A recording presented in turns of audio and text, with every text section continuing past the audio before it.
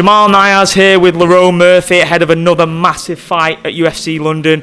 I just want to talk about how insane that was last time, because we mentioned in the build-up there was so much and ahhing whether you were going to fight. We were sat in this very room last time. A couple of weeks out, it was literally 2 weeks before, you didn't have an opponent. Nathaniel Wood pulled out, and you go and put on a performance against a young, dangerous killer like Gabriel Santos like that. Come away with the win. Should have been fight of the night, I was just saying it then.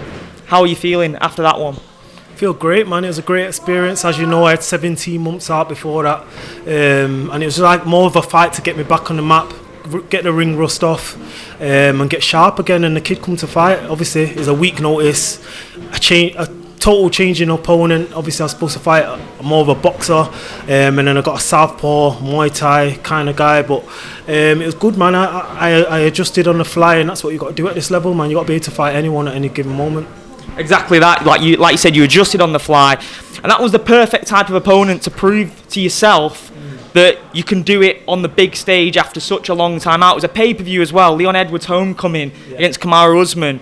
I'm guessing, like you said, you faced your own personal demons throughout that time. No doubt you have complete belief in yourself, but that much time outside of the cage to go and put a performance like that the fans are still talking about today, you must be feeling extremely confident heading into UFC London now. Do you know what? The last camp was all about getting to the fight healthy.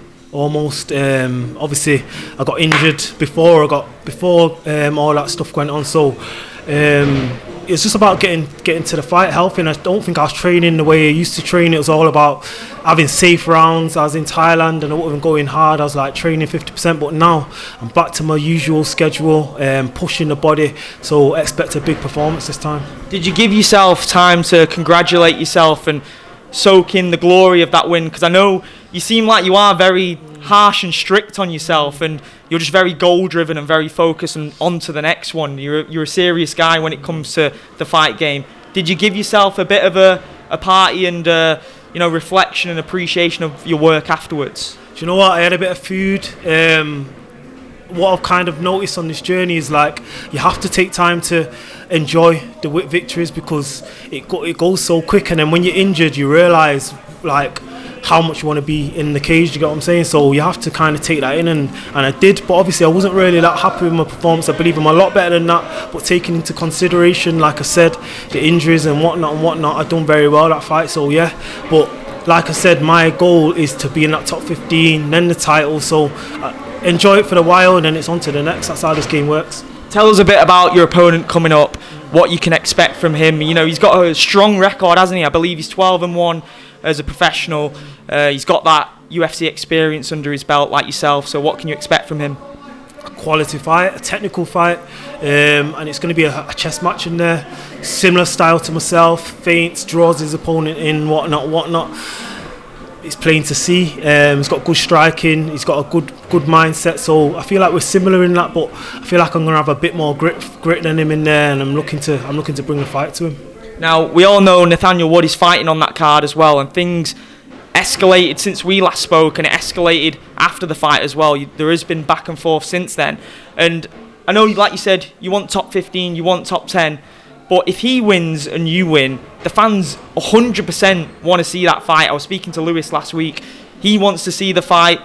It's just a British super fight. And I think, from my perspective, what it would do for yourself to have that sort of heated rivalry in the public eye, come away as a victor, it would be absolutely huge. It would capture the imagination of the UK fans. Can you see that from the perspective of the fans? I know that you have your tunnel vision, like you said. Yeah, of course. Fans want to see it. A lot of people want to see it, but like there's only one way that fight goes. I knock him out. Simple as that. Like, do you get what I'm saying? If he keeps winning and I keep winning, I'm sure we'll see each other at the top, and it'll be even bigger. I'm sure we'll main event in the UK or something when we both got a number next to our name. So keep winning in it, and we'll see.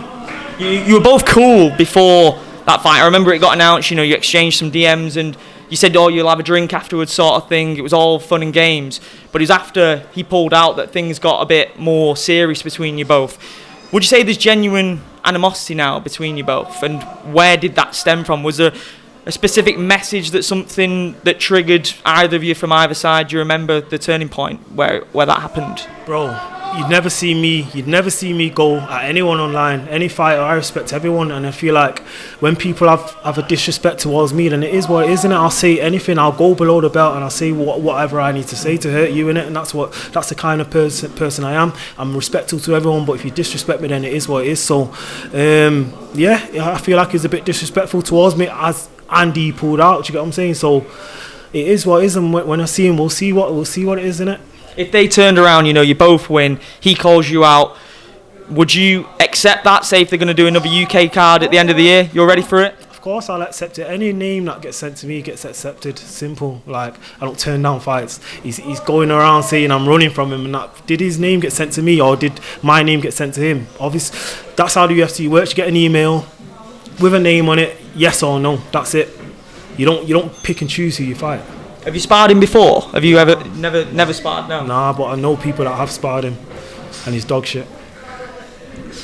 But just in terms of what the win will do for your career moving forward, if that fight doesn't happen, there's so many names at the featherweight division at the top 10 now. You got the likes of Calvin Kattar, Dan Ige, Edson Barboza. You versus Barboza would be an incredible fight. I know he's got back to winning ways. Out of those three names, or any names that I've not mentioned, so if that Nathaniel Wood doesn't happen, that fight doesn't happen, who's on your radar?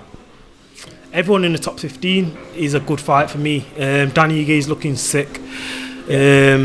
Caceres got a good win in his last fight. That would be a good fight. That's the fight I wanted, really. I don't pick and choose, though. Like I said, once that email comes through, I'm going to ask for a top 15, but once that email comes through, it's whoever it is. Like, you don't pick your path in this game. You just head towards the title, and that's it. It don't matter who it is.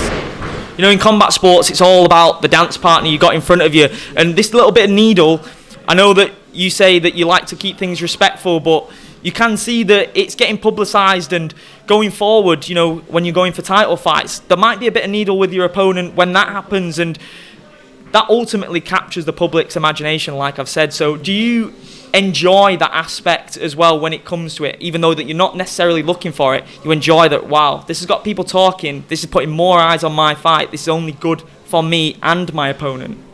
I don't know if I enjoy it, to be honest. I kind of take it personal, to be honest. I'm like, all right, we'll see when I see you, innit? I don't know, but I get that it hypes up the fight, and a lot of people want to see it, and I feel like it'll push me more in the training camp as well, so maybe it is a good thing. And you got your bros here, Lewis McGrillen, Louis Lee Scott, Callum Connor. They've all been putting in incredible performances this year. Lewis McGrillen's back in their PFL Berlin. Louis Lee Scott's just come from an incredible knockout win. Those guys are doing incredible things. I spoke to you after your win at UFC London, how much those guys motivate you. I mentioned those names at the press conference. Within 3-4 years, do you see those guys in the UFC? Do you know what's mad? You name like 4 names there, and there's another probably 5 I can name that are just as good. Yeah. We're breeding killers here, man. We've got at least 10 guys that can go all the way, at least. So of course can see them guys doing it. We've got AB heavyweight, Ibrahim off featherweight. We've just done rounds with. He can fight in the UFC now. Lewis McGrillen, Callum Connor's going to be exceptional as well. Louis Lee Scott. There's so many names I can name, and I don't want to leave anybody out, but you'll see in it. Time will tell. 4 or 5 years, you'll see all those guys at the top level. Final one.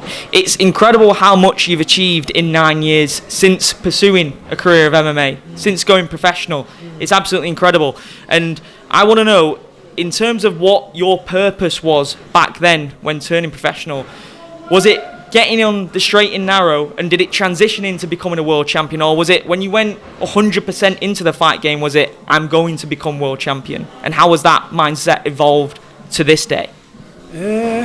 Like I said, in the past, I didn't get into MMA to become anything. I just done it because I liked it, and it was like more of a distraction. But as I've gone further and further, I've realised that I can actually make something out of this. So I'm just pushing myself, pushing the limits, and see what I can get out of this. Obviously, you got to aim for the top.